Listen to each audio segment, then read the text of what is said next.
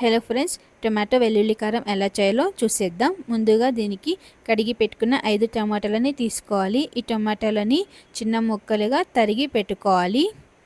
ఇప్పుడు స్టవ్ పైన ప్యాన్ పెట్టుకొని ప్యాన్లో ఆయిల్ వేసుకొని ఆయిల్ హీట్ అయ్యాక తరిగి పెట్టుకున్న టమాటో ముక్కలని వేసుకోవాలి. మూత మూసేసి టమాటో ముక్కలు అన్నీ మెత్తగా అయ్యే వరకు ఆయిల్లో బాగా మగ్గనివ్వాలి.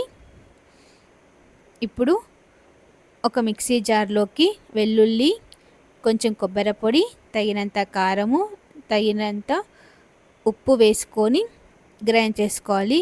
ఇప్పుడు మనకు టమాటో మగ్గిపోయింది. ఇందులోకి రెడీ చేసి పెట్టుకున్న వెల్లుల్లి కారంని వేసేసుకొని బాగా కలుపుకోవాలి.